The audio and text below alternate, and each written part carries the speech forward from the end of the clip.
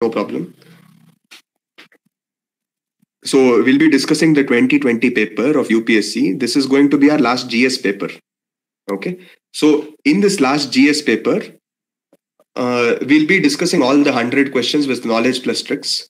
Okay, the tricks which we've already learned, some knowledge which we've, and wherever the questions seem repetitive from the previous year questions, I will point it out.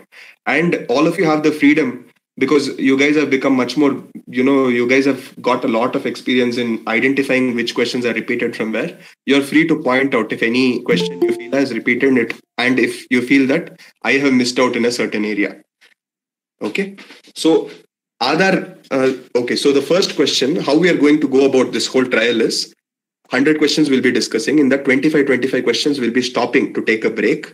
Okay, in this 25 questions, I will be stopping and asking you against a small quiz. And whoever wins that particular quiz, okay, it'll just indulge, or it'll just increase some competitive spirit in you guys. And how will you perform best at that particular quiz? You have to keep noting down every small point which I tell. Okay. And with this, you can increase your points in that particular quiz, and you can pay attention in that brief span of the 25 questions. Right. So without wasting much time, let's move on to the first 25 questions. Okay. So I'll just repeat this first question. I think I was not audible.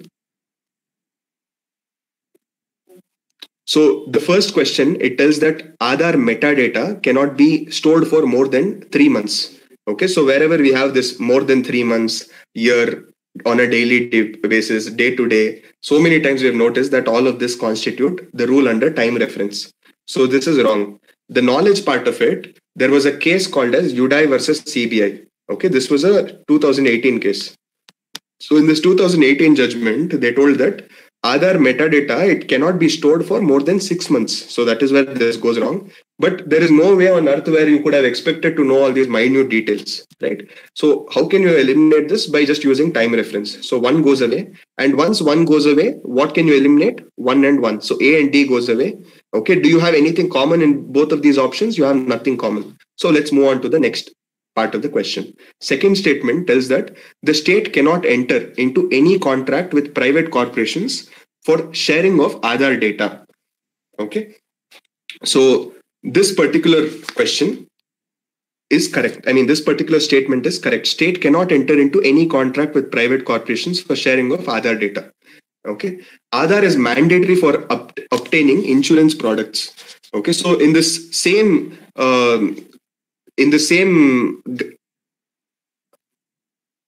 I'm sorry, can you guys hear me? Hello? Can somebody unmute and speak? Yes, sir. Yes, we can hear you. Okay. So in the same judgment, there was, after this judgment, IRDA, you guys know IRDA, Insurance Regulatory Development Authority of India, it came up with certain guidelines. Okay, so what does this guidelines tell? That it is not mandatory for all the insurance projects or insurance products to have Aadhaar. Okay, so that is why it goes wrong. Okay, and Aadhaar is mandatory for getting benefits out of the Consolidated Fund of India. See, wherever anything related to welfare schemes is related, Aadhaar is mandatory. Okay, wherever anything is not related to welfare schemes, in those cases, Aadhaar is not mandatory. Okay, if you try reading this, it's very complicated. But if you try using this rule, most probably you'll get it. Okay, everywhere the same thing will apply. Wherever welfare schemes is there, Aadhaar is compulsory. Wherever welfare schemes is not there, Aadhaar is not compulsory. As simple as that. Okay, so over here, 2 and 4 is the answer. So answer is B. Let's go on to the next question. Rajya Sabha has equal powers with Lok Sabha in. Okay, so over here, they are not asking where Rajya Sabha is more powerful than the Lok Sabha. They are not asking where Lok Sabha is more powerful than the Rajya Sabha. They are asking where Rajya Sabha has equal powers to the Lok Sabha. In matters of creating all India services, okay, so this is Article 312. So here, Rajya Sabha is actually more powerful than Lok Sabha, right? In matters of removal of government, who is more powerful? The Lok Sabha is more powerful because they can pass a no confidence motion. In passing no confidence motion, what will happen? Okay, your whole government can get dissolved. In making cut motions is usually presented after the budget. Okay, in making grants and in cutting how much of budget is allocated and all of these things. Again, who is more powerful with respect to money? It is the Lok Sabha, right? So D goes away, C goes away, and A also goes away. Okay, so what is remaining? It is amending the constitution. For amending the constitution, okay, that is nothing but Article 368. You have Constitutional Amendment Act. Okay, that is nothing but Article 368. So here both Lok Sabha and Rajya Sabha have equal powers. Because in Constitutional Amendment Act or in Constitutional Amendment Bill, do we have a provision for joint sitting? We don't have a provision for joint sitting. If in case joint sitting was there as envisaged in Article 108, what would have happened? In that case, Lok Sabha would have overpowered Rajya Sabha. But in Constitutional Amendment Act, joint sitting is not there only. Okay, in that case, it makes the Rajya Sabha have almost equal powers to the Lok Sabha. Not almost, it has equal powers to the Lok Sabha. I hope this answers the second question. Let's move on. Okay, the third question, it talks about MPLADS, that is the Members of Parliament Local Area Development Scheme. Which of the following statements are correct? So over here, MPLADS must be used to create durable assets like physical infrastructure, health, education, etc. Okay, so this is what they're telling us in the first statement. Second one, they're telling that a specified portion of the MP's fund must benefit SC/ST population. Okay, this is again correct. See, in MPLADS, I'll tell you basically about the scheme. What is the scheme? Usually all the MPs, be it Lok Sabha or Rajya Sabha, okay, they have to choose a particular place, a particular village it must be, and they'll be allocated a certain amount of funds and they can sanction that funds to create durable assets. Who will be the implementing authority of this? The district head, that is the DC, that is the IAS officer, will be the in charge of spending these funds. And all durable assets like health, like schools, hospitals, everything will be created. Okay, laying roads, such kind of things. And 15% to SC and 7.5% to ST of whatever that fund might be, it will go to these sections. Okay. And whatever MPLADS is there, it is non-lapsable. Non-lapsable means what? Like for example, I am a DC. I failed to spend whatever money I've got in 2021. So in that, what will happen? That same money will be carried forward to 2022. Okay, is this clear? So over here, the MPLAD funds are sanctioned on a yearly basis and unused funds cannot be carried forward to the next year. Right? So is this true? I told you it is non-lapsable. It can be carried forward to the next year. So the third statement goes wrong. And once you know that the third statement is wrong, what can you eliminate? You can eliminate C and B.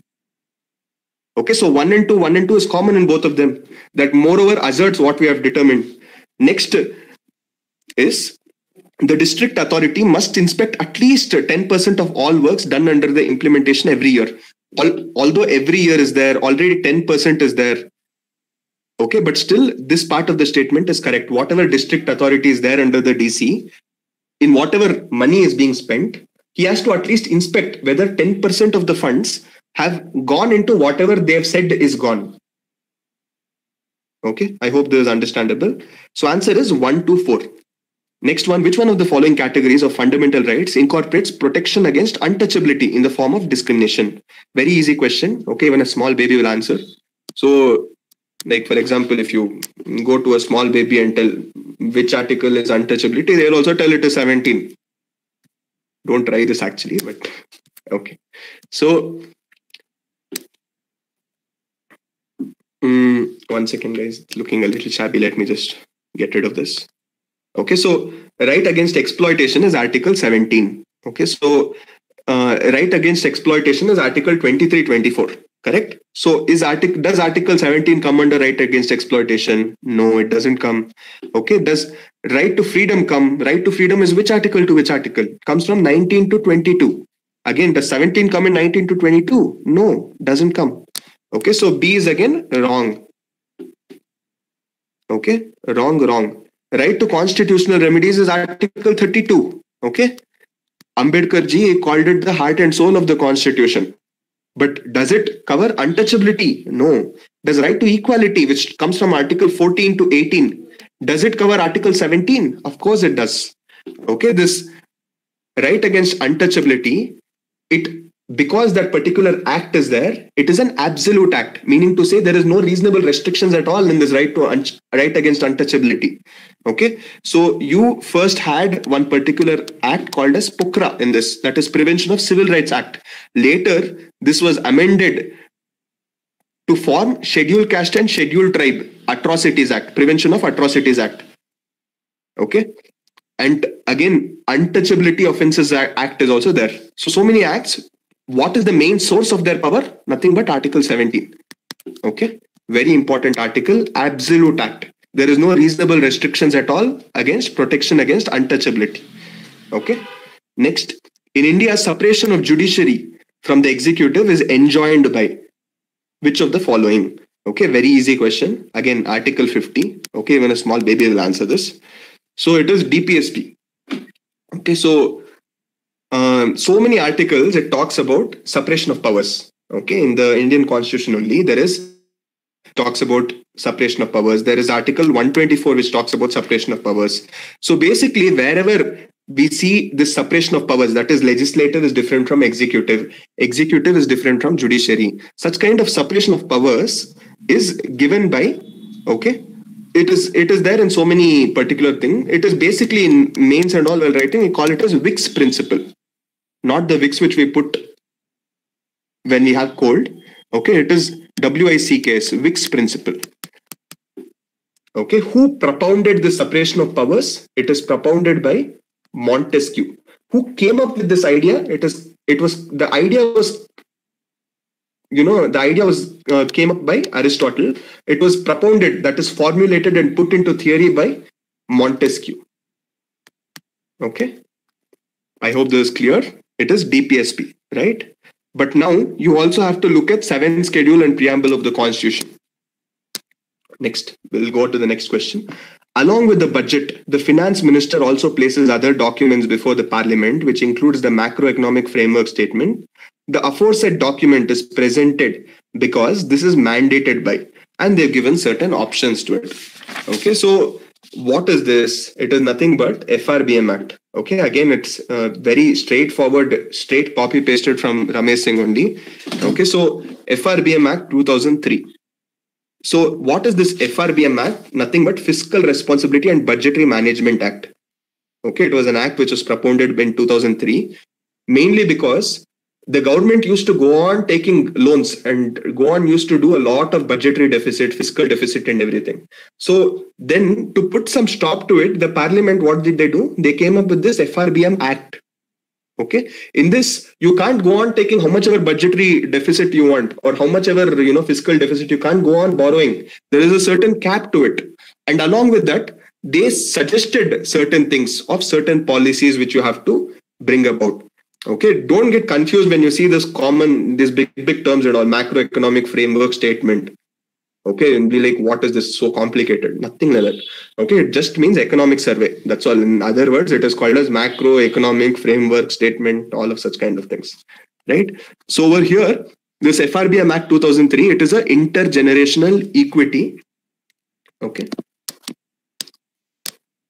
It has certain objectives. What objectives does it have? Let me just tell you, write this down. Objectives. One is intergenerational equity. Second one, intergenerational equity. Right? Second one, some long-term macroeconomic stability. Long-term macroeconomic stability. Okay. Then some common things like better coordination between fiscal and monetary policy. Some common things like this. Okay. But most important of all, this is very important. Okay. This act, this FRBM Act, it requires us mandatorily that the government has to lay down 3 important documents. What are these 3 important documents? The first one is called as medium term fiscal policy statement. Remember this, I'm going to ask you when I ask you those questions. First one is called medium term fiscal policy statement. The second one is called fiscal policy strategy statement. Okay, fiscal policy strategy statement. And the third one is called as macroeconomic framework policy statement. Okay, macroeconomic framework policy statement is nothing but your economic survey. And this medium term fiscal policy statement is nothing but in the next 2 to 3 years, what is your vision as a government? Policy statement, strategy statement is nothing but the precursor to your budget. Okay, it is also a document which is going to be presented. Okay, it will act as a precursor to the budget. I hope this is clear. This is what the FRBM mandates us. Okay, so I hope that time I already told you Article 108 is. What is Article 109? I'm also not remembering. Article 110 is money bill. Okay, Article 111 is assent of the president. Article 112 is annual financial statement, which is nothing but the budget. Okay, fine. A constitutional government by definition is, okay, a constitutional government is by definition. This is a repeated question from 2017. I hope many of you could have noticed. Okay, so a constitutional government is nothing but a limited government. So over here, you see some parallelism between B and D option. Okay, between a popular government and a limited government. Okay, so both of them are opposite, so only one of them could be the answer. So a constitutional government is defined by the existence of a constitution. I hope this is clear. What is a constitutional government? If a constitution is there only, it's a constitutional government. No? So that's the first criteria. Okay. Then the constitutional government works on the theory of checks and balances. Okay. Then what do I mean by when I say theory of checks and balances? When I say theory of checks and balances, I mean that wherever there's a state, okay, the state will have so many organs and the power will be divided to these organs. And these organs will give services to people. The people can question the state. The people can question the organs. Okay, the organs means it can be RBI, it can be TRAI, it can be any of the public sector undertakings, it can be anything. Okay, so they can question all of this. Again, the state is responsible to answer to the people. And such a theory where everybody is accountable to everybody is called as a constitutional government. Okay, so the answer to this question is D. Next, let's move on. Other than the fundamental rights, which of the following parts of the Constitution of India reflects the principle and provisions of the Universal Declaration of Human Rights? Okay, very simple. I've taught you guys and we've solved more than 100 question papers. Right now you can, if I wake you up also and if I ask you, you guys will be able to answer this. Okay, small list, always answer is going to be 1, 2, 3. Okay. Other than this, if I have to tell you, there are some 30 articles in this Universal Declaration of Human Rights, and some or the other principle will definitely be there. Okay, because that is the basis for all these for whatever constitutions of the world are framed.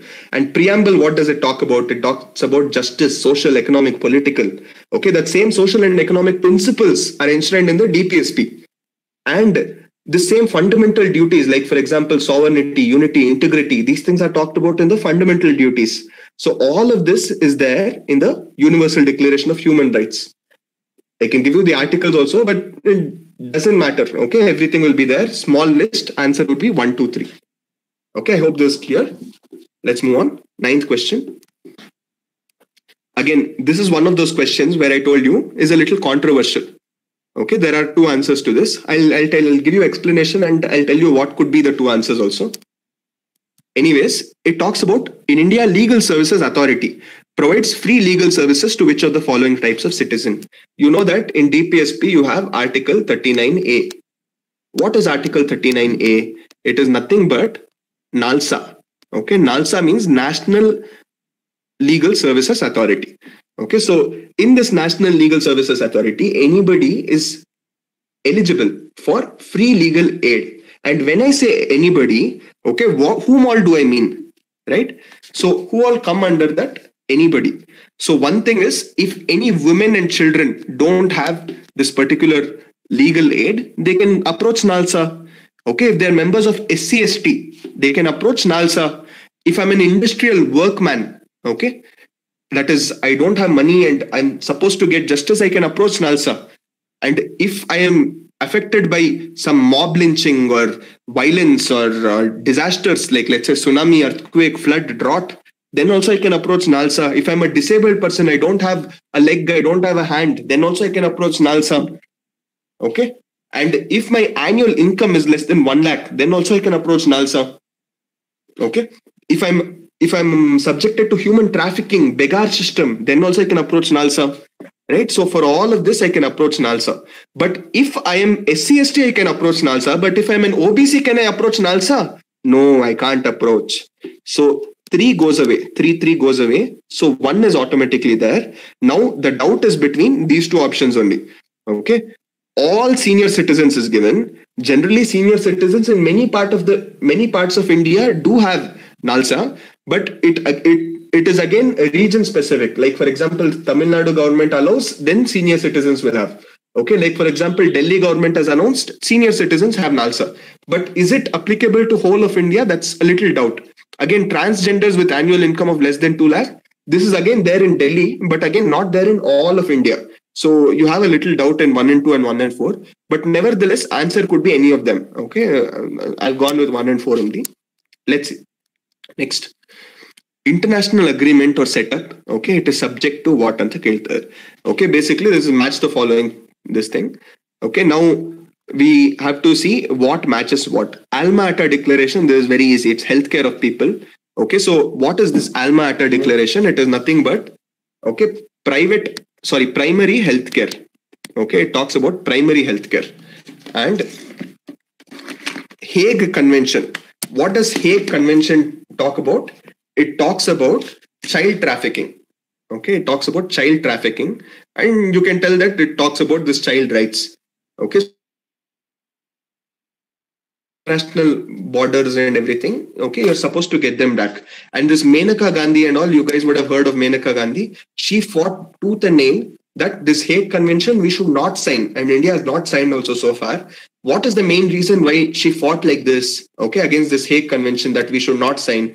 Because under this convention, if any woman is subject to domestic violence and she flees the country and goes to another country, let's say a woman is being subjected to domestic violence and she goes off to USA taking her baby. Now, if she signed this convention, we have to get her back to India. But that is why she's telling we'll not sign. Okay, so Hague Convention anyways, second is wrong. Once 2 is wrong, A and D goes away. And 1, already we've got the answer, but nevertheless, Talanow Dialogue, it talks about global climate change. Third one is correct. Taught this in class also, Talanow Dialogue. Okay, so Talanow Dialogue is basically after what comes after in 2018, I think. So it comes after Paris Conference. What does it discuss? It talks about various things of Paris Climate Conference only, of what to implement, how to implement, why to implement, when to implement, okay, where to implement, these kind of things. I'm not just making up these questions. These were seriously the questions which were put forth in this Paris climate change. Under 2 coalition. What is this under 2 coalition? It is reducing the greenhouse gases by 2050. And it is a sub-nationalistic coalition. Sub-nationalistic coalition means the nation to nation will not go and sign. Like for example, in India, different states will go and sign. Okay, I think some Telangana and Chhattisgarh, if I'm not wrong, they have gone and signed. But different states, only 2 states have gone and signed. But the same thing, if you see China, if you see USA, in USA more than 25 states have signed. In China, more than 30 states have signed. Okay, so this kind of raises that, are we not contributing to global climate change? Then why are our states so lax about their attitude of going and signing this particular conference? Okay, so the answer to this is 1 and 3. Okay, so we are finished with 10 questions. If there's any doubt on any of these questions, okay, you guys can go ahead and ask. Any doubts, guys? Okay, thank you. Article 109, special procedure for money bill shall not be introduced by Council of States. Okay. So question 39. Question 39 now. Sorry, 9. One second. Yeah, Kiran. 9th question. like all senior citizens, it won't be applicable, I think. If the senior citizens are from rich family, so they won't be considered, right? Correct. That is the doubt which is there. Okay, so all senior citizens, but they've given it in Delhi. All senior citizens, even though they are from rich family, also they can get free legal aid if they want to. But that is not there in throughout India. But the same goes for transgenders also. If they have less than 2 lakh, only in Delhi only it is applied. In throughout India, it is not applied. So there is a little bit of controversy. Okay, but most probably you'll be correct. But we'll only come to know once the official answer keys are out. Okay, Kiran? Yeah, fine, sir. Okay, fine. Let's move to the next question. Next set of 10 questions. If there's any doubt, please ask. Can we proceed? Yes, no?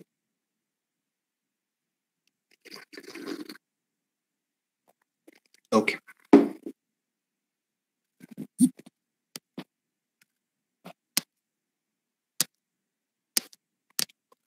Next.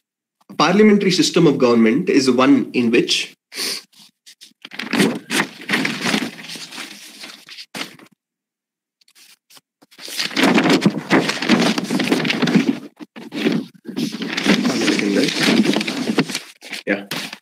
a parliamentary system of government is one in which, okay, again, this question is repeated from 2017 only, I think. Okay, so all political parties in a parliament are represented in the government. So are all political parties in the parliament are represented by the government? Is this what makes a parliamentary system of government? The government is responsible to the parliament and can be removed by it. Okay, the government is elected by the people and can be removed by it. The government is chosen by the parliament and cannot be removed by it before completion of its fixed term. This one, though, 100% you can eliminate. It is pure nonsense.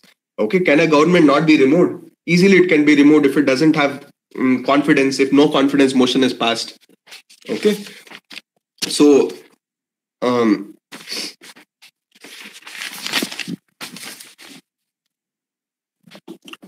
what you have to notice over here is this responsible and elected word.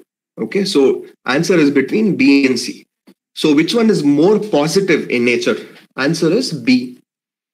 Right? The government is responsible to the parliament and can be removed by it. This is what is a parliamentary system of government. Okay, basically this parliamentary, presidential and all, how do we name these terms? It is basically the relationship it has between legislature and executive. Okay, the kind of power sharing it has. So the kind of power sharing means this is the exact word. Responsible is a very positive enabler. So it is more prone to be correct, and B is the correct answer. Next one. Which part of the Constitution of India declares the ideal of welfare state? Again, very easy question. Answer is DPSP. Okay, so DPSP, it talks about social and economic principles. Okay, it talks about social and economic principles, and it talks about the idea of welfare state. That is nothing but a democratic state. Okay, where Gandhiji also envisages the same thing. He calls it as Ramarajya. And here we call it as a welfare state.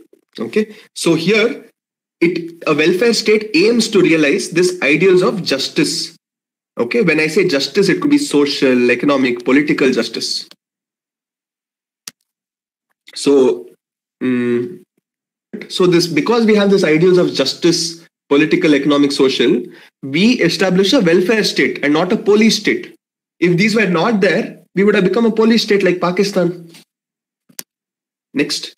The Constitution of India defines its basic structure in terms of federalism, secularism, fundamental rights of democracy. First of all, is basic structure defined in the Constitution? Forget Constitution. Is it defined anywhere? It's not defined anywhere.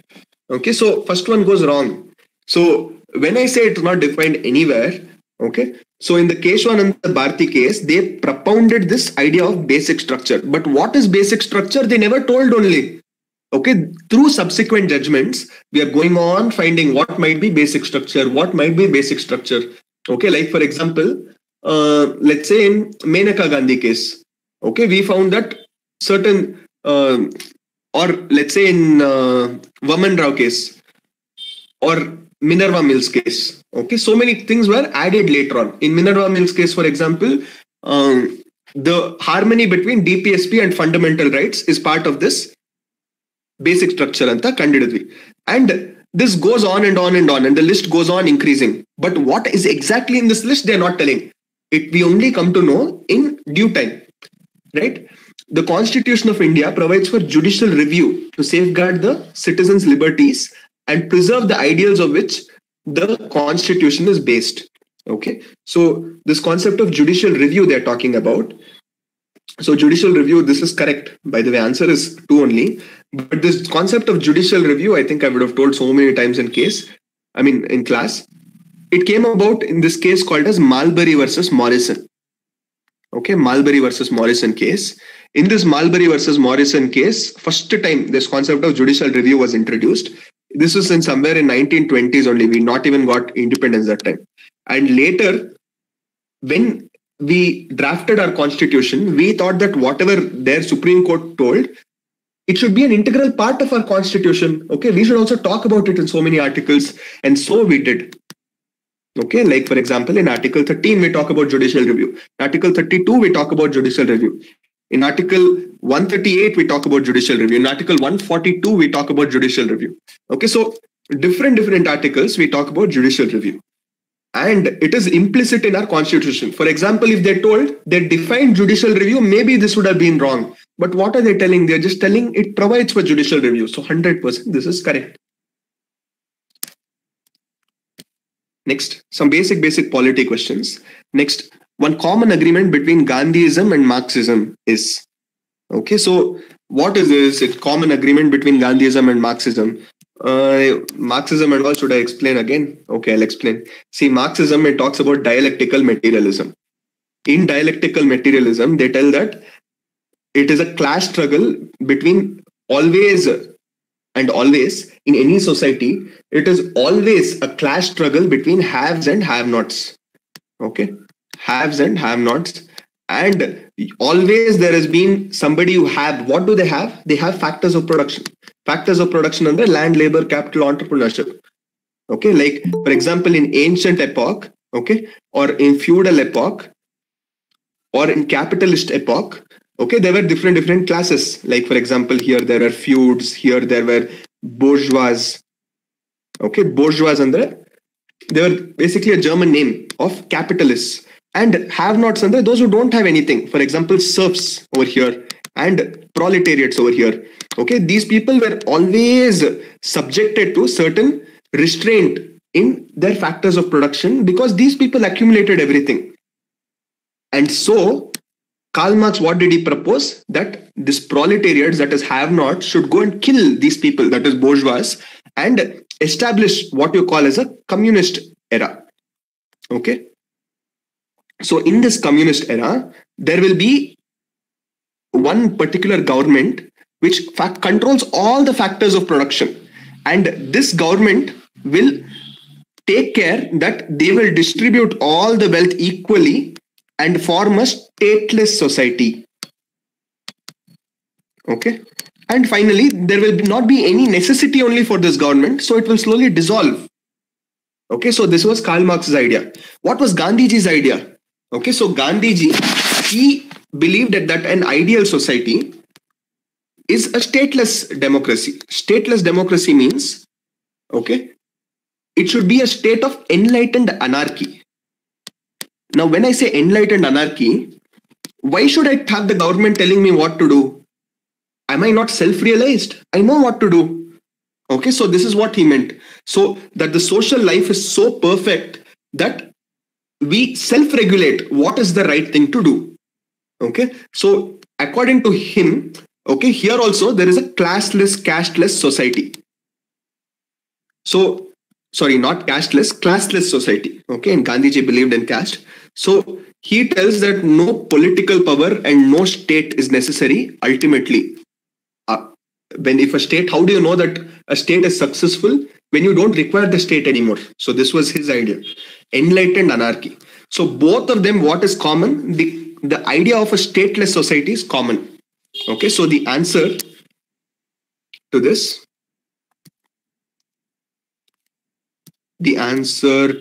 is final goal of stateless society. Right? Next, 15th one. In the context of India, which one of the following is a characteristic appropriate for bureaucracy? Okay, very easy question. An agency for widening the scope of parliamentary democracy. Okay, first of all, bureaucracy, what role does it have in parliamentary democracy? Because bureaucracy, it works under two pillars. One is anonymity, second one is neutrality. Here, where is it related to politics? Okay, it is not related at all. So first one goes wrong. Second one, an agency for strengthening the structure of federalism. Okay, so does it strengthen federalism? Like, for example, we have All India Services under Article 312. So what does it talk about? This Article 312. It is a unitary feature, basically. Unitary feature means it doesn't talk about any federal setup at all. So in fact, it is diluting the structure of federalism. Right? So second one goes wrong. An agency of economic growth, though I could understand, but political stability, maybe it contributes. But the correct answer is an agency for the implementation of public policy. Okay, this is exactly why we are there. I mean, why we are going to be there. So one is to the implementation of public policy. Second one is to draft the public policies and suggest them to the political executives. That much only is our job. Next, 16th. The preamble of the Constitution of India is, okay, so a part of the Constitution but has no legal effect, not a part of the Constitution and has no legal effect, a part of the Constitution and has the same legal effect as any other part, a part of the Constitution and has no legal effect independently of any other parts. Here also there is some controversy. There's a lot of difference in opinions. So, see, a preamble, first in Berubari Union case, what did they tell? In Berubari Union case, there no space only to write. Okay, hold on. In Berubari Union case, 1960, what did they tell? They told that preamble is not a part of India only. They reversed this in Doctrine of Ruling in Keshwananda Bharti case. In Keshwananda Bharti case in 1973, what did they tell? They told that preamble is an essential part of Constitution. Okay. But like, for example, if I don't get some social justice, that is, if I don't get economic justice, like, for example, I don't have enough money as Ambani, but Ambani has so much money. How is this fair? If I go and ask the state will not take half of Ambani's wealth and give me. So it has no legal effect. Okay, that much is there. But doubt is between, okay, no legal effect independent of other parts. Between this and independent of other parts or this. Okay, I have gone for A only because which one of it is the broader scope, usually that will be correct. Okay, but there is a lot of conflicting opinion between A and D. If D is correct, then A also has to be correct. Okay, so there is a lot of conflicting opinion. Let's see when the official answer comes out. Anyways, D also has an equal chance of being correct. Right? Next. 17th one, reserve tranche refers to. Very easy question. Okay, when a small baby will answer. It's IMF to its members. I think we've discussed this 50 times in different papers. So if you have to be a member of IMF, okay, you have to give a subscription fee. Like, for example, if you have to be a member of some resort, this thing like some Mahindra, Club Mahindra or something, you have to pay some subscription fee, no? And then you will become an owner of all their properties, like a part owner, and you can share their particular, like you can get some 5 days in a year or something like that.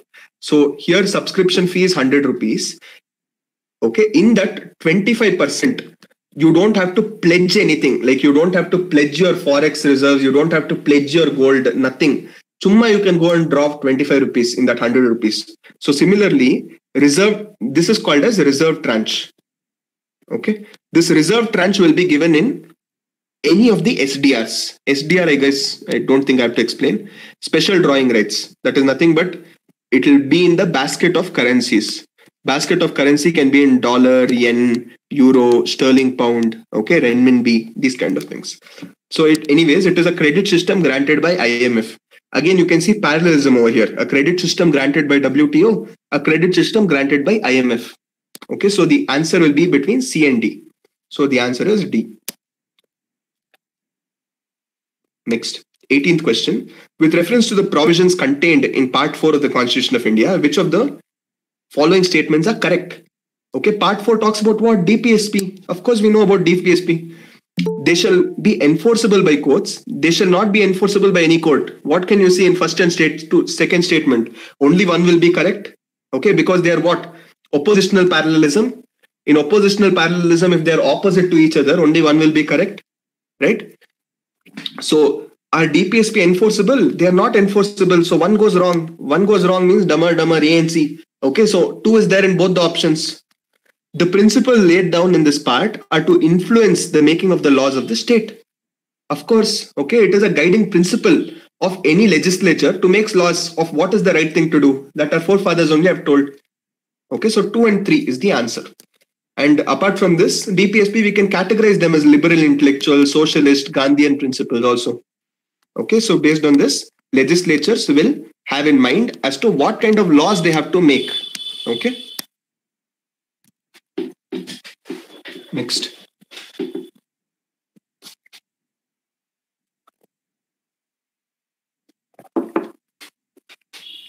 According to the Constitution of India, a person who is eligible to vote can be made a minister in a state for 6 months if he or she is not a member of the legislature of the state. Okay, a very easy question. First of all, how much years should you be to contest in either Lok Sabha or MLA or anything? You should be minimum 25 years. When can you vote? You can vote at 18 years only. So from this 18 to 25 years, can you become MLA? No. So first statement goes wrong. Or MP only for that matter? No, again, you can't. According to the Representation of Peoples Act 1951, a person convicted of criminal offence is sentenced to imprisonment of 5 years, is permanently disqualified from contesting an election even after his release from prison. Okay, so no, this is wrong. In Representation of Peoples Act, what is there? In Representation of Peoples Act, it tells that if any MP, right now you see there is a lot of this term. It is called as criminalization of politics. Okay, so a lot of people who have criminal records are entering politics. About, I think, if I'm not wrong, about 50 to 60% of them have criminal records of whoever is sitting. Okay, alleged only, everybody. So here, if anybody gets sentenced to more than 2 years, in that case, they will be disqualified to contest from elections for 6 years. After 6 years, they can again contest. Okay, so this is what Representation of People Act is. So anyways, this is wrong. Answer is neither 1 nor 2. Next, 20th question. The President of India can summon a session. Okay, the President of India can summon a session of Parliament at such a place where he or she thinks fit. This is correct. This is Article 85. The Constitution of India provides for 3 sessions of the Parliament, does it? Okay, in the year. Okay, see, in a year, time reference. And it is not mandatory to conduct all 3 sessions. 3, again, numerical fallacy. Okay, so Article 85. There is nothing but Article 85. In Article 85 only, this is also there that the gap should not exceed more than 6 months. So how many times does it imply? It implies that two times, right? So second one goes wrong. There is no minimum number of days that the Parliament is required to meet in a year. See, it has maximum days, but it doesn't have any minimum days. Okay, so what does it tell? Okay, so this is again correct. There is no minimum number of days. Okay, so it has maximum number of days, that is not more than 6 months, but no minimum days is specified. So the answer is 2 and 3. Let's move to the next question. Let me just check if you guys have any doubts. Any of you have any doubts, you can ask me. Any doubts, guys? Hello? Can I take it as a hint to proceed?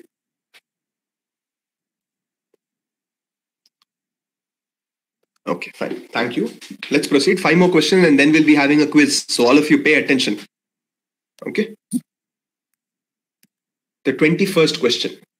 Okay, so this is a very what do you say? It's this kind of questions. I mean, I can explain it after, reading about it, but on the spot in exam like conditions, it is very difficult, and no amount of proper source is there where you can probably by heart all these terms. So my advice to you is just leave it. Okay, and whatever comes in question paper, just know some basic terms, try to derive something out of it, try to do some kind of guesswork. But if it seems a little far-fetched, leave it off. It's fine. You can cover it in some other questions. Okay, so this, anyways, this Aurang. Okay, so when you talk of this Aurang, it means it's basically a Persian term. Okay, so Persian term for what? Persian term for a warehouse. Okay, or like let's say a workshop. So first one in charge of treasury, in charge of treasury. So this is correct. Second one, Banyan. So who is this Banyan? Banyan are certain agents of East India Company or the company. They basically go and they're like chamchas of East India Company who go on they go and do tax collection. They go and collect revenue from different agriculturalists. Okay, so basically they're agents of the East India Company. They do East India's work for them, because East India Company, how many foreigners can you have? Very limited, no? So who will do all this work? They are these Banyans. Next one is Mirasidar. Okay, so Mirasidar are hereditary landowners. Okay, like from one landholder, if my dad is a landholder, I will also become a landholder. And my son will also become a landholder. In that case, what am I? I'm a Mirasidar. Okay, that will make me what? That will make me a designated revenue payer to the state, because I'm collecting revenue. It is not my land, it is the state's land. I am in charge of that land, and it has been a hereditary succession. So what am I indebted to? I'm indebted to pay this money. To whom? To the state. So anyway, so the answer to this is 1, 2, 3. Next one. With reference to religious history of India, consider the following statements.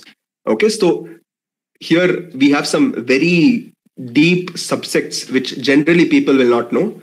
But however, we can eliminate one option at least. Okay, that is, it is this particular thing is repeated in again 2017 paper only. This is that time it was given as 3 options in Mahayana Buddhism, and in that this deification of Buddha was there. Okay, so the same thing is repeated. The deification of Buddha by Mahasangikas fostered the Mahayana Buddhism. This third statement is correct. Okay, and Stavaravadin belong to Mahayana sect. So this is what they're telling. So Stavaravadin, it belonged to Hinayana sect. What are Hinayana sect also called? They are also called Theravada. That is one more name. Okay, so this Stavaravadin, before Hinayana was formed. So this Hinayana and Mahayana, when did it come about? It only came about in the 4th Buddhist Council, where Kanishka held. Before that also, but does this mean that the idea itself was not there before? No, the idea was there, and they associated themselves, and the precursor to Hinayana Buddhism was called as Stavaravadin. Okay, so Lokataravadin sect was an offshoot of Mahasangika sect of Buddhism. First one goes wrong, second one is correct. So Lokataravadin sect is an offshoot of Mahasangika sect of Buddhism. So the answer is 2 and 3. Okay. Just because we are on this topic and we see that so many questions are repeated, let me just give you a small sum up. Usually in Mahayana Buddhism, okay, just some basic, because no matter what you read about Buddha, how many years he went, none of those questions are asking. Where are they asking? They are asking on sects of Buddhism. They are asking on Bodhisattvas. Only on these 2 questions you see from 5 years, they are going on repeating. But what do they usually teach in classes? Where Buddha was born,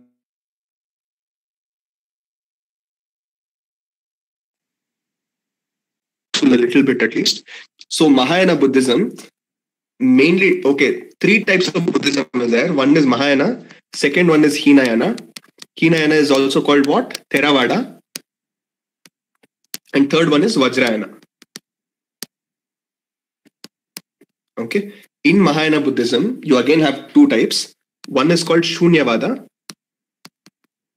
Second one is called Vijnanavada. Just remember. In Hinayana, again you have 2 types. One is called as Sautrantika. Second one is called as Vaibhashika. Okay, Sautrantika has one more name also. It's called as Yogacara. Okay. Vaibhashika, it gives the principle of Bahya Pratyaksha. Okay, leave this. It's too much deep. Okay, for philosophy. But at least minimum, because they're asking so many questions on this, you should at least know this much. Mahayana Buddhism deals with what? Shunyavada, Vijnanavada. Hinayana or Theravada Buddhism deals with what? Sautrantika, which is also called Yogacara, and Vaibhashika. The third one is called Vajrayana. Vajrayana is basically Tibetan Buddhism. It deals with many deities like Tara. Okay, Tara is a female deity. She's often believed to be Buddha's wife, and she is also considered as an event this thing. And they believe in magical rituals and so many things like that. Okay. So, anyways, the answer to this, that is Sthaviravadin is Hinayana Buddhism. Okay, and Lokataravadin is Mahayana Buddhism.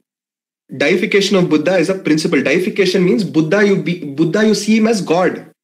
That is there in what? That is there in Mahayana Buddhism. Hinayana Buddhism tells whatever Buddha told, okay, the principles we should follow. And Mahayana Buddhism told that Buddha was so great, we'll worship him only. Okay, Hinayana Buddhism told that Buddha only told no worship. Why should we worship Buddha? So 23rd question. Which of the following statements correctly explains the impact of Industrial Revolution on India in the first half of 19th century?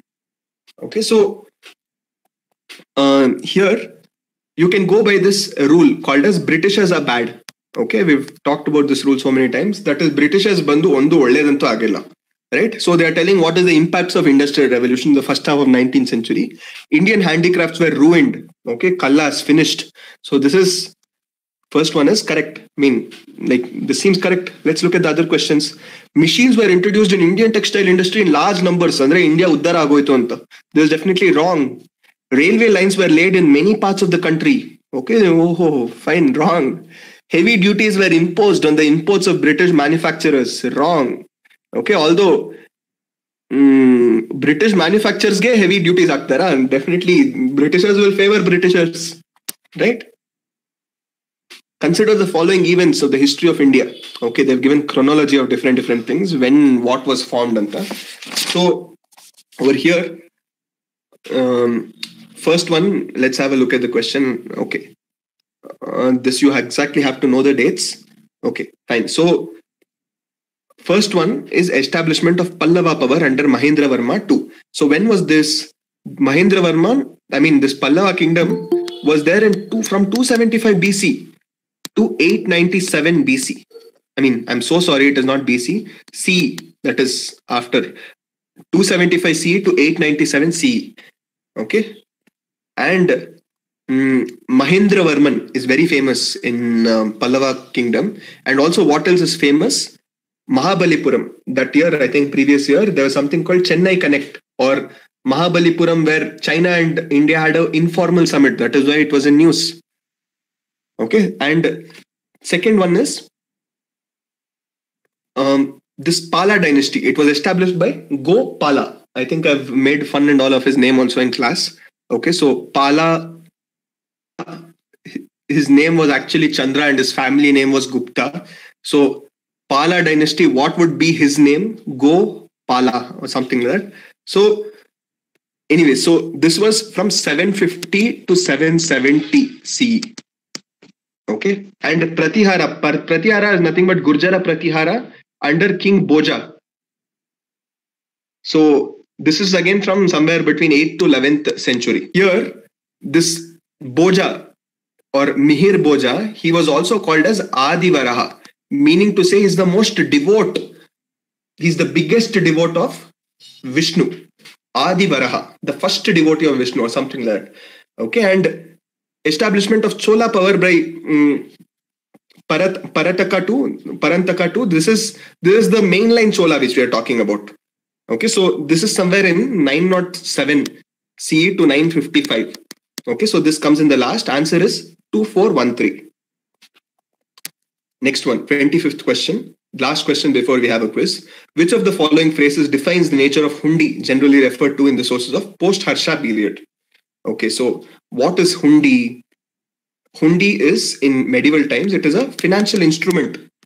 Okay, financial instrument. Like, for example, let's say, Shravan, I tell,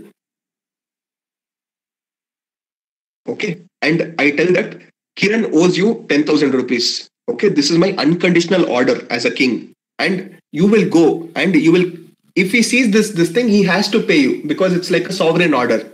Okay, and this mainly deals with what? This mainly deals with money.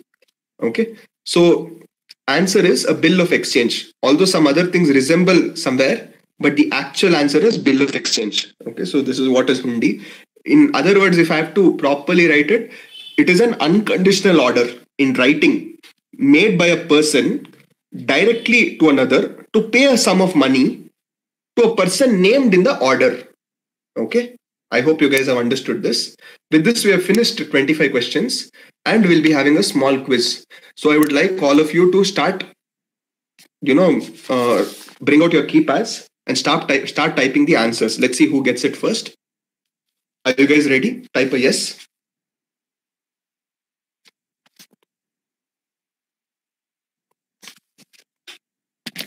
Okay. Let's start. First question. What is the first most common agreement between Gandhism and Marxism? Fast.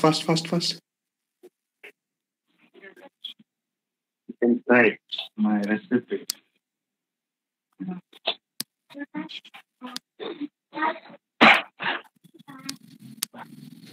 Okay, stateless society. Who told this first? Vidya. Very good. Okay, so Vidya gets this first point. Okay, let's see who reaches first. Judicial review was first propagated in one case in USA. What is that name of that case?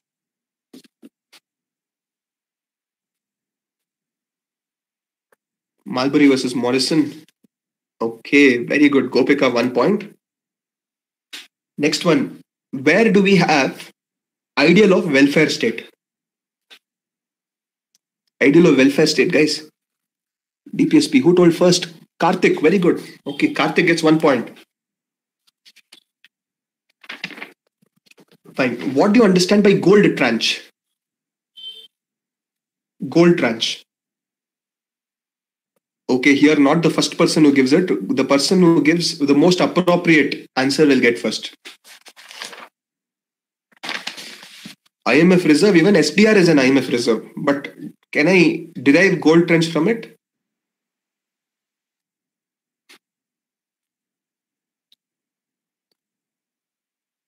No, not special drawing right. Special drawing right is different. Credit system of IMF, very good. Okay, Kusma is very close. Can anybody give me a better definition than Kusma? If not, I'll consider hers only.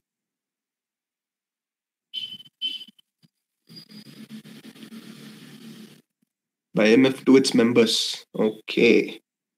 Fine. I think, although Karthik was very close, but Kusma was very close enough. So I'll give this to Kusma only. Okay, so Kusma gets 1 point. How many years, according to representation of people's right, are you disqualified if you are a proven criminal where you get more than 2 years imprisonment? Very good. Okay, so Gopika gets 2 points. Next time, like Shravan, you should answer. You have to tell years also because 6 can be interpreted as 6 years, 6 minutes. Okay. Next, what is the longest time in which I can not have a parliamentary session? 6 months. Very good, Gopika. Gopika is at 3 points, guys. What is everyone doing? Okay, you can't let one person go ahead so much. Others have to be more active.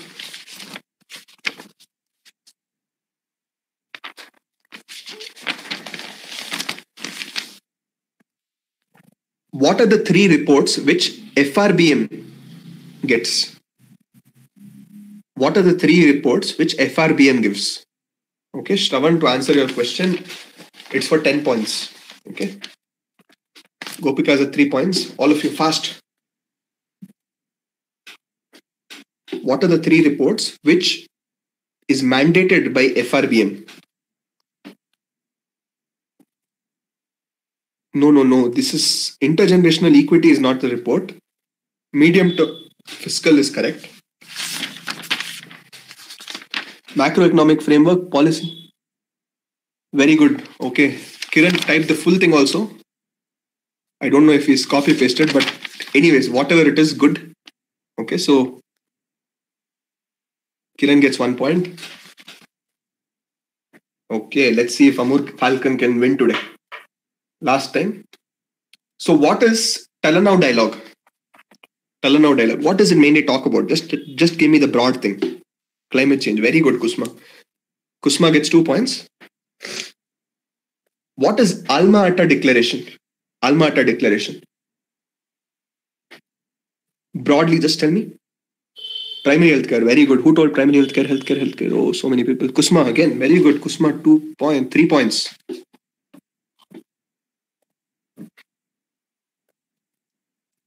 In preamble, DPSP, fundamental duties, fundamental rights, in which of them can I find principles of Universal Declaration of Human Rights? Okay, so Shravan gets 1 point. Very good. All of you, the 14 people, participate. If I am a member of OBC, okay, and if my annual income is less than 3 lakh, can I get legal service aid? No. Okay, Yukta, very good. Yukta gets this 1 point. Okay. What is Article 111? What is Article 111? I told you that time. Assent of President. Okay, very good. Gopika is at 4 points. Superb.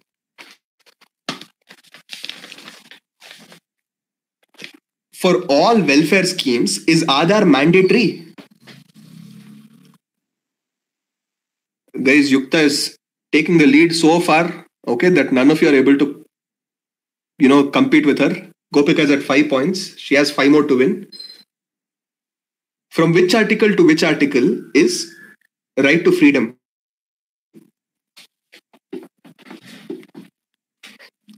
(19 to 22). Okay, superb. Kiran is making a comeback. Okay, 2 points. Others, fast. Be even more faster.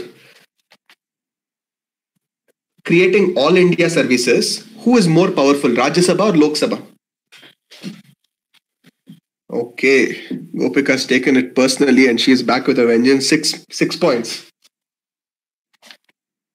I told you of the separation of powers, okay, between legislature, executive, judiciary. There is a particular principle. What is that principle called? Awesome. Okay, so Vicks principle. Very good, Gopika. Super concentration. 7 points. Okay, easily taking this home. 3 points. Let's see if anyone can stop her.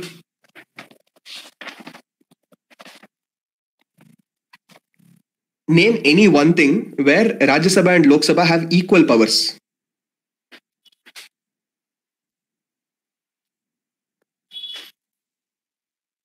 Constitutional amendment. Okay. So here Kiran gets this point. Kiran is at 3. Okay. If I am a DC and I am in charge of a district authority and I have to inspect all the works every year, at least minimum how much % should I inspect of the welfare schemes? Shravan, 10%. Very good, Shravan. Okay, so Shravan gets 2 points. Others, faster. So in making cut motions, who is more powerful, Lok Sabha or Rajya Sabha? Kiran, okay. Very fast comeback. Kiran, 4 points. Okay, let's see if the Amur Falcon is descending.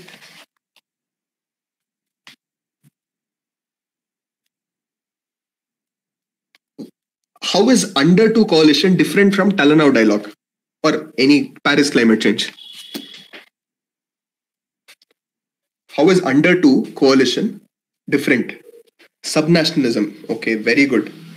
Okay, so Gopika gets 8 points. Okay, she's only two away from victory.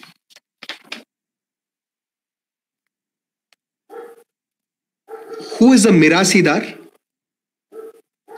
Okay, in East India Company time, who is a Mirasidar?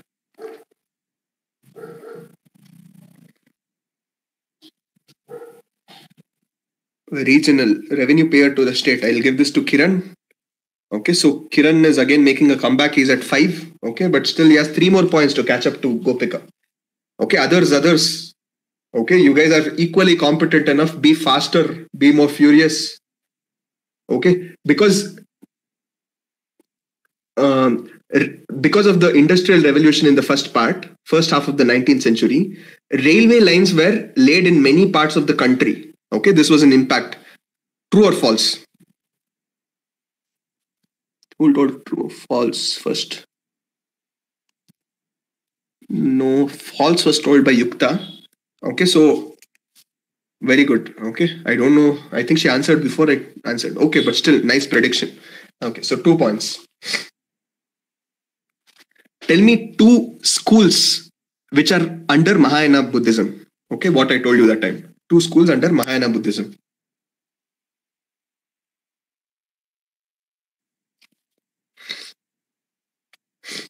Shunyavada, Vijnanavada. Oh, okay, so many people before. Kiran, Shunyavada, Vijnanavada. Karthik, okay. Very good, Karthik.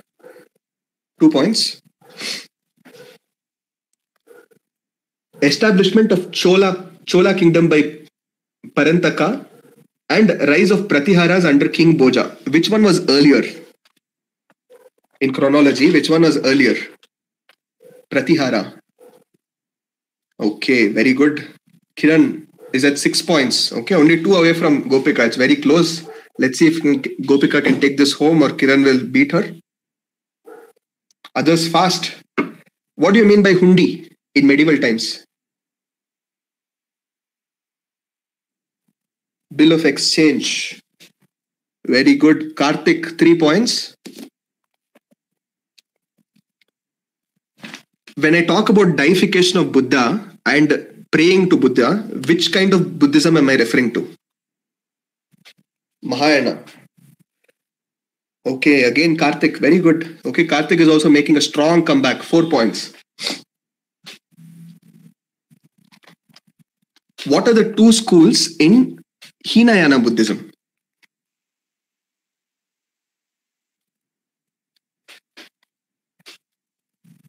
Oh, wait. Oh, Shravan. Okay, so Shravan gets this previous one. Here, who told Hinayana? Sautrantika and Kaibeshika. Correct spelling was told by Karthik only. So I'll give this to Karthik. So it's tallied there.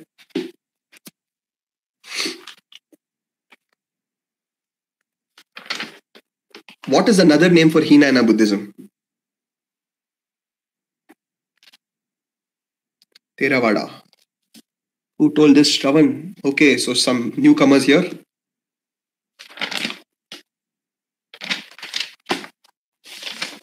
What is Hague Convention for? And is India signatory to it? Whoever answers both will get this. Is India signatory to Hague Convention and child rights? No. Okay, so Gopika is at 9 points. Just 1 more point for Gopika to clinch this victory.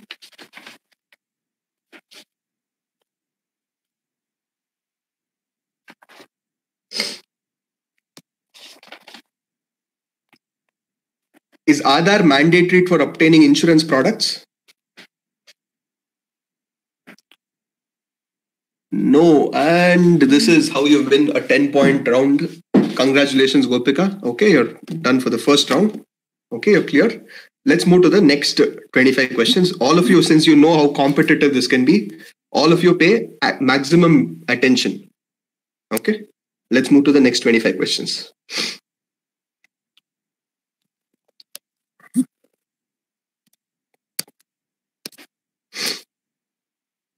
26th one. with reference to the book Desher Khata, written by Sakaram Ganesh Dveshkar, during the freedom struggle, consider the following statements. Okay, some Desher Khata was there. You might be wondering, who is this guy? I've never heard only. Okay, but you remember there is a question about Aurobindo some 2-3 times. Okay, this guy was a close associate. Throughout his life, he has been with Aurobindo. Okay, and he wrote, and he was one of the first persons to ever talk about untouchability, to ever talk about such kind of social controversies. And I already told you he's a close associated of Aurobindo, and he also wrote about the exploitation of British. What kind of exploitation? Industrial exploitation, commercial exploitation. Okay, and one more thing which is very famous for this Ganesh Deshkar. Okay, he was the first person who coined the term Swaraj. The same thing. Okay, who? Ganesh Deshkar. And the same thing, Aurobindo, whom he considered as a very close friend, he coined the term independence. So, Ibro Joteli, Swaraj Helo, Nan independence helting, and will become famous. Okay. And Aurobindo, where did he live? He lived in Auroville. He retired very fast, and he lived in Auroville, which is in Puducherry. So, with reference to the book Desher Khata, written by Sakaram Ganesh Dveshkar during the freedom struggle, consider the following statements. It warned against the colonial state's hypnotic conquest of the mind. Okay, something which is so okay. Inspired the performance of Swadeshi street plays and folk songs. Yes, the use of Desh in Dveshkar was in specific context the region of Bengal. Okay, no, it directly, I mean, it was for all pan-India, nothing of just Bengal or something like that. And wherever you see such specific things, usually it will be wrong. Okay, so it warned against the colonial state's hypnotic conquest of the mind. So answer is 1 and 2. Next, Irwin Pact included which of the following? Okay, the Gandhi-Irwin Pact included which of the following? So, an invitation to Congress to participate in the Roundtable Conference. Okay, so see, before I tell you about this Gandhi-Irwin Pact, I'll just give you a little bit of background. Okay, so Gandhiji, he gave a 11-point ultimatum. Okay, telling that if all of this is not met, we will be launching a civil disobedience movement. Okay, and he launched, okay, still a little more is there. In short, if I have to tell, okay, fine, Irwin did not accept, and he launched the civil disobedience movement. And when he did, okay, Gandhiji along with all his followers were arrested. And now Gandhiji wanted to talk with Irwin. So when he wanted to talk with Irwin, Gandhiji put forward a certain conditions, and Irwin accepted a few of them and rejected a few of them. Okay, so over here, what all did he accept and what all did he reject? Okay, so an invitation of the Congress to participate in the Roundtable Conference. Okay, so Irwin was like, see Gandhiji, why so much problem you are creating? You come to a Roundtable Conference, alli on round table irutte, alli conference madona. We will talk about all the problems which you have, and we will reach a legal, consensus as to what is the right thing to do. Okay, and withdrawal of ordinances promulgated in connection with the civil disobedience movement. Okay, so see, when you stop civil disobedience movement, we will also stop or withdraw all the ordinances. This was also agreed to. Next, acceptance of Gandhiji's suggestion for the inquiry of police excesses. So this particular thing was not accepted. Like imagine, like if you are the administrator, okay, if you give them certain powers like this to inquire into police excesses, would not this be leading to an absolute, power in the hands of the people where they can come and investigate as to any of the people you've been arrested? So everybody will come and start questioning, where is my husband, where is my son, everything. And this will lead to a lot of chaos. So this was not accepted by Irwin. Release of only those prisoners which were not charged by violence. Okay, so again, although only is there, you should read it with context here. Okay, so answer is 1, 2, 4. Next one. The Vittal Vidwansak was the first monthly journal of the untouchable people as a target allianced by. Okay, so over here, if you see, you guys remember the sui generic rule which I've taught you? Like for example, in 2017 paper also we discussed Motupalli. Motupalli is near Vizag, but generally nobody would have heard of Motupalli, no? Like generally there'll be three options which everybody would have heard, general Godavaru, but there'll be one option which is very weird, something like this, which nobody would have heard of. And why is that weird option given? Because that is only the answer. Okay, so the answer is Gopal Baba Valankar, and he's not mentioned in any of the books. And next time, what will they do? What will they do? All the test series will totally concentrate on his son, on his daughter, on their full families also. Their families only would have forgotten about him. And suddenly there'll be articles about Gopal Baba Valankar. Okay. But anyways, this kind of questions will not be repeated. With reference to the history of India, the terms Kalyavapa and Dronavapa denote. Okay, I've told you many times, whenever the question is like this, okay, the times in UPSC, every time it will be land related. And here we have a parallelism also, that is land and land. And which one is of more broader scope? Measurement of land or classification of urban land? Which one has broader scope? Because urban land can be urban land, but land can be any land. Okay, so A is the answer. Next one. Who among the following rulers advised his subjects through this inscription?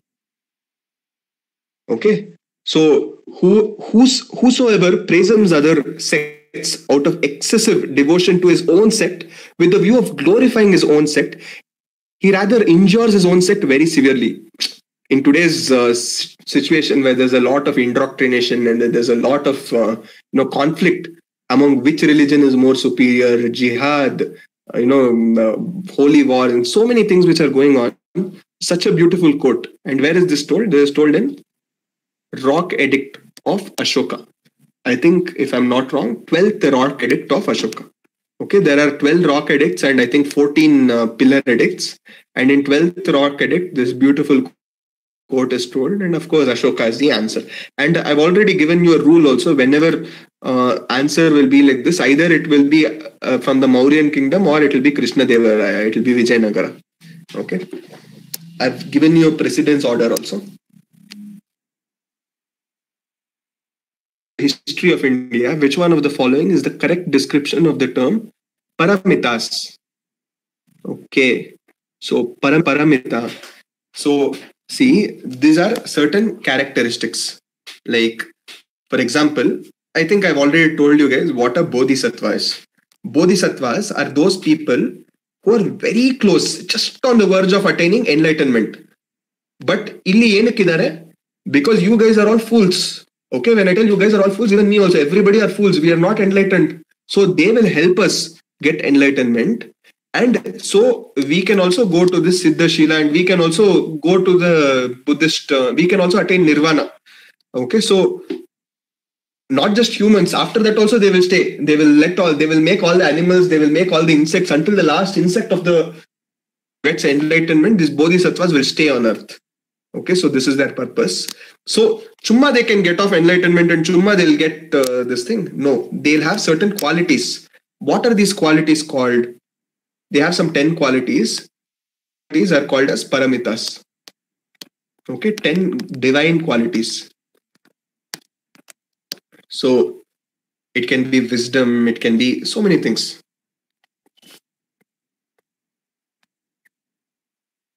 Okay, so the answer is perfections whose attainment led to bodhisattva path. Okay, again, if you see philosophical schools that did not accept the authority of Vedas, this is called as Nastika schools. What are the Nastika schools we know?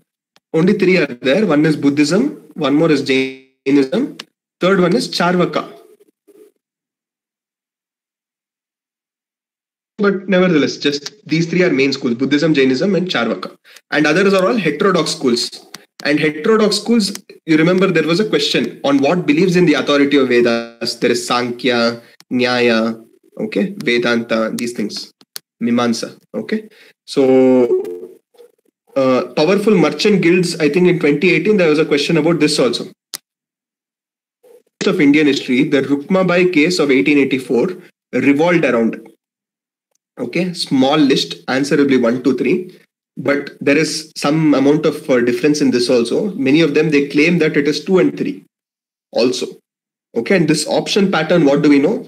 It can be any other answer except C, right? So C is not the answer. Women's right to gain education, age of consent, restitution of conjugal rights. So this Rukmabai case, I think she was a very well-read person. She finished her degree PG. I think she was a lawyer, if I'm not wrong. And she went on getting educated, and she was married off at a very young age. And she wanted to study ahead, and that time studying was viewed as a taboo. And nevertheless, she fought a case, and then she wrote a letter and all to the British Queen, and she wanted to be annulled of that marriage. But the husband was telling, no, how can you annul the marriage? And first the judge told that, no, Rukmabai, you go and you stay with the husband only. Okay, this is because we don't have any British law. Okay, only Hindu laws we have to follow when it comes to this case. And this is restitution of conjugal rights. Restitution of conjugal rights means the right to stay together. Okay, so the husband exercised this because she's my wife. She has to stay with me only. Where else can she stay? And even though she was not willing, she was forced to stay with that person. And again, she fought a case. So a lot of this thing. So age of consent, that is, she was married at a very young age. Education, restitution of conjugal rights, all of them are there. 1, 2, 3 is the answer. Next, indigo cultivation in India declined by the beginning of 20th century because of. Okay, so over here, again, there are two answers in any of the answer keys. Okay, one is, just 1 second, guys, just have some water.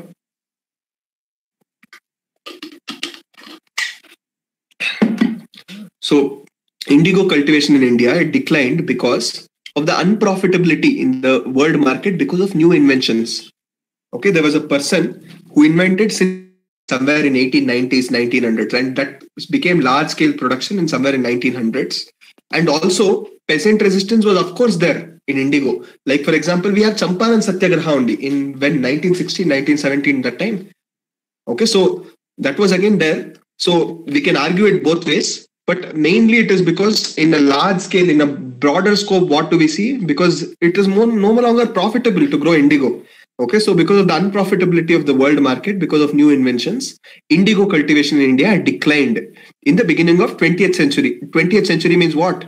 1900s to 1920s probably. Okay, this is early 20th century. Okay, next. Wellesley established Fort William College at Calcutta. I think the other day in mains answers also we discussed this. Okay, so what is this Wellesley College mainly for? Okay, first there was to train civil services. Even now also probably we might be wondering that some people will be there, no, who don't know anything about UPSC. They'll be like, ಎಷ್ಟು ವರ್ಷ course idu? Okay, so probably ಅಷ್ಟು ವರ್ಷ course ಮಾಡಿದ್ರೆ IAS ಆಗೋತಾರ. So once upon a time, actually, that was the norm where you would go to a college and you would pass out and you would be a collector. Okay. And first it was in Britain, and then it was shifted by this Lord Wellesley in Calcutta, in Fort William College. What was it mainly for? It was mainly to train British civilian for the administrative purposes in India. Okay. The first college in Calcutta was called as Haileybury College. Of India, Ulgulan or the Great Tumult is the description of which of the following events? Okay, very simple. It is Birsa Munda's revolt in 1899 to 1900. So this Birsa Munda, very powerful tribal group. Okay, they fought against British. They used violence. This Birsa Munda guy was arrested. Okay, there were some paraganas and everything, which were divided. All these different tribes, they came together. They thought that Birsa Munda had acquired some superpowers. He'd become Superman. All of them, they started following him, but he was thrown in jail, but he later escaped. And again, he tried to consolidate, but within that time, many of these tribal people were shot and their movement weakened, and finally he was captured and hanged. And thus ends the great Birsa Munda's revolt or Munda revolt. So 1899 to 1900, that time. Next. With reference to scholars or literaries, of ancient India, consider the following statement. Panini is associated with Pushyamitra Sunga. Okay, first of all, I've told you contemporaries are wrong. Okay, but generally, at least a little bit you have to know. Panini is where 5th century we've read, 6th century we've read. But Pushyamitra Sunga, he comes after whom? He comes after Mauryas. Mauryas also after Ashoka, there were so many weak rulers. And finally, this Pushyamitra Sunga, he is the first Sunga king who kills the last Mauryan king and finally establishes Shunga dynasty. So is he the same? At least there was some 600, 700 years difference. So definitely first one is wrong. If one goes away, okay, 1, that is A and D goes away. What is common in both of them? 3 is common in both of them, right? So Kalidasa is associated with Chandragupta II. Chandragupta II is also called what? Vikramaditya. Okay, and Vikramaditya, he had Navratnas, if I'm not wrong. So Navratnas when he had, in that Kalidasa was also one of them. Okay, another very famous person was Amarasimha. Okay, Amarasimha, he wrote one famous book called as Amarkos. KHOS, Amarkos. So Amarsimha is associated with Harshavardhana. That again goes wrong. Why he is associated with Chandragupta II, Vikramaditya? Okay, so Harshavardhana is which dynasty? He belongs to Pushyabhuti dynasty.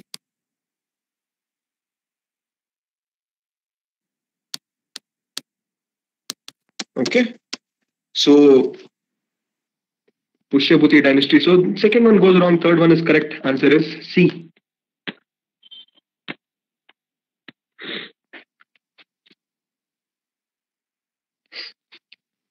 Next one, in the context of recent advances of human reproductive technology, pro-nuclear transfer is used for.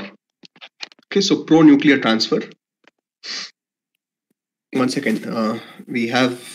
We've passed 10 questions. No, any doubts? Anyone? Rukma by doctor. Okay, corrected. Thank you for the correction.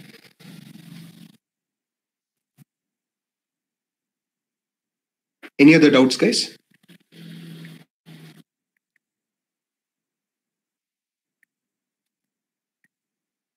Can we proceed?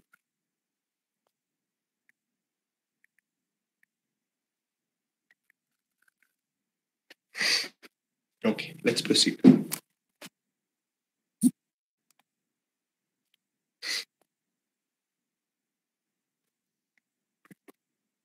In the context of recent advances in human reproductive technology, pro-nuclear transfer is used for what? So basically, this pro-nuclear transfer and all of these things, when they're telling, they're talking about this thing called as 3-parent baby, or it's also called mitochondrial replacement therapy. So what happens? Usually when sperm, it fertilizes with an egg, it is called a zygote.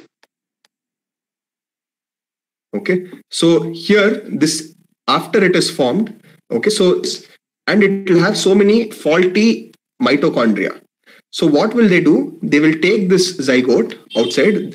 They will take just this nucleus outside. Okay, and they will place it in another woman's egg, which has some healthy mitochondria, but that nucleus is removed, and this pro-nuclear treatment, whatever they're telling, this nucleus is placed in another woman's egg, which has a where the nucleus is removed, and from this nucleus, here nucleus is transferred. Okay, so finally they'll have a baby. This is called as 3-parent baby. Okay, answer is, why do they do this? For the prevention of mitochondrial diseases in offspring. Okay, so this is called as pro-nuclear transfer. Next one. With the present state of development, artificial intelligence can effectively do which of the following? Okay, very easy. Science and tech. Okay, so answer will be all of them.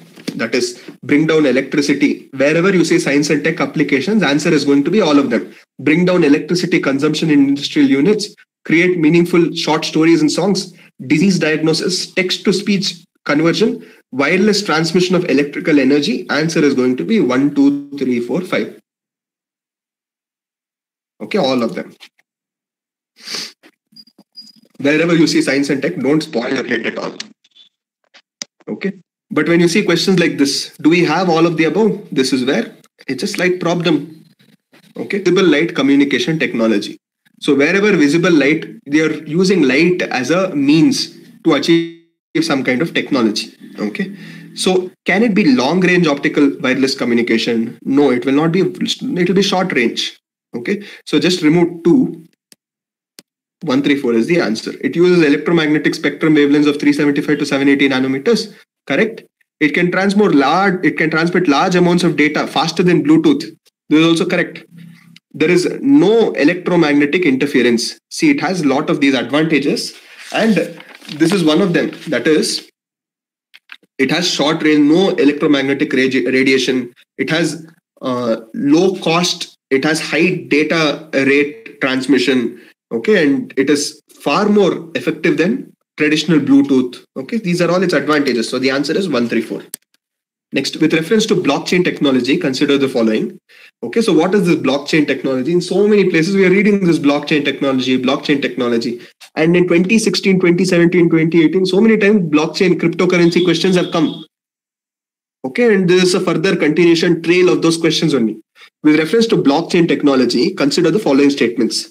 It is a public ledger that everyone can inspect with no single user control. This is absolutely correct. Usually what happens, our money, who is the regulator? Only RBI is regulator. But what if RBI is not proper? Then we lose faith on the regulator. That problem is not there only in blockchain. Okay, anybody can inspect whatever it has multi-purpose, multi-party authentication. The structure and design of blockchain is such that all the time in it are about, all the data in it are about cryptocurrency only. Is this correct? Only. Where they are talking about technology and they're making it restrictive by using the term only. So second one is wrong. Okay, it has so many applications. Recently we saw Telangana, it is using some land litigation it is trying to solve with blockchain technology. And otherwise also health, education, governance, financial sector, diamond industry, everywhere we are using blockchain technology. Okay, it's a very common technology. Just that cryptocurrency might have not been, accepted, but blockchain is definitely accepted. It's a very nice technology system. Applications of basic features of blockchain can be developed without anybody's permission. Absolutely correct. Okay, this is what I was telling you about. Answer is 1 and 3. Next, 41st question. Carbon nanotubes, which consider the following statements. Already, I think you know the answer. Science and tech applications, you don't even have to read. Answer will be all of the above. They can be used as carriers of drugs and antigens to the human body. They can be made into artificial blood capillaries and injured. Science and tech ಗೊತ್ತಿರೋದಷ್ಟು ಅಂದ್ರೆ ಗೊತ್ತಿಲ್ಲದೆ ಇರೋದು ಇನ್ನೂ ಎಷ್ಟೋ. How can you know all of them? You can't. So just assume everything is right. Okay. It can be used as biochemical sensors. ಇರ್ಬೋದು. Carbon nanotubes are biodegradable. Yes, they are biodegradable. Answer is 1, 2, 3, 4. Anything from carbon is always biodegradable, no?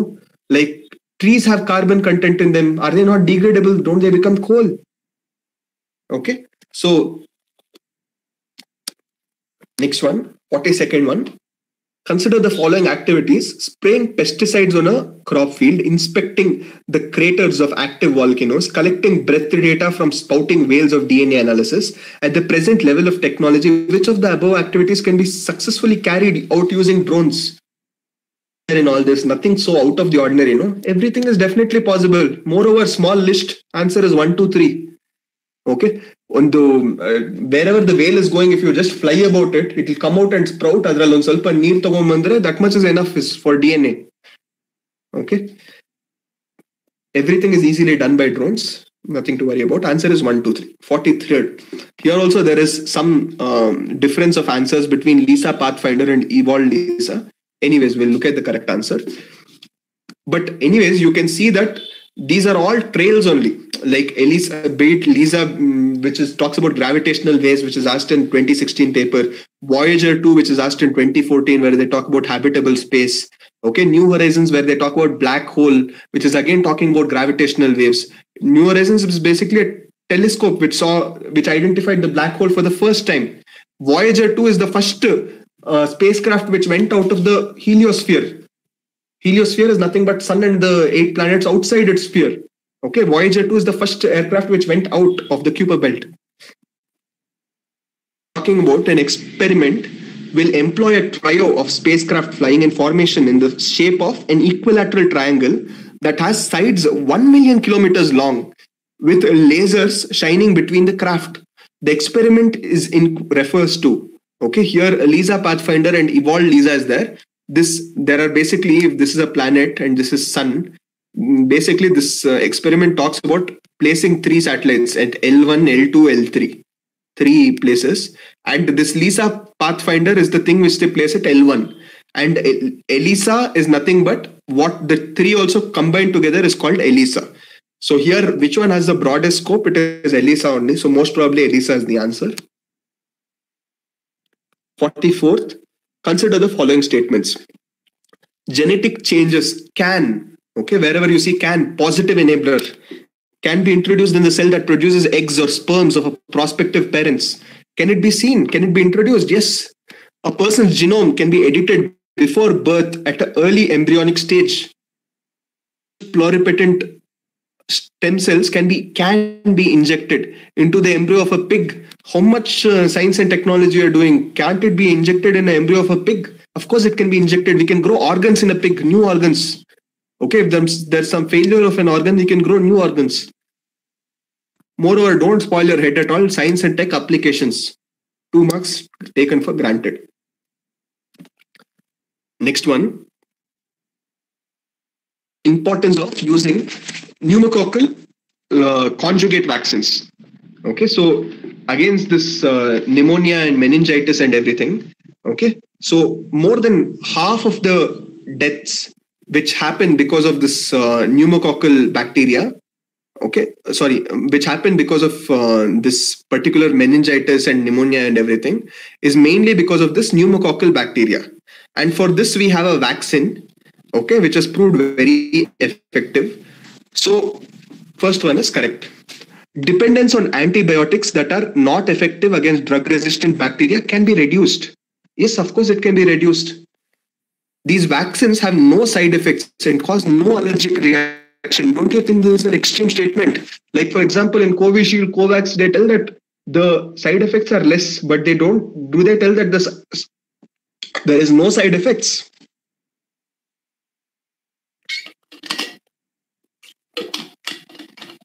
Okay, so any vaccine will always have some side effects. Okay, it could be some allergic reaction, whatever components it specifies, whatever ingredients it has, some of them might be allergic to certain components. So what will this make them? This will make them have allergic reactions. So any vaccine which I tell that it will be completely with no allergic reaction, it will be wrong. Okay, so third one will be wrong. Answer is 1 and 2. Okay, before we finish the next 5 questions, let me just quickly come back to you and ask you if you guys have any doubt. Any doubt, guys?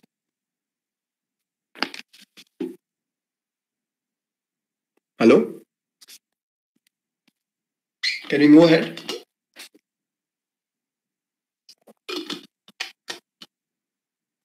Okay, 5 more questions and then another quiz. Okay, all of you concentrate.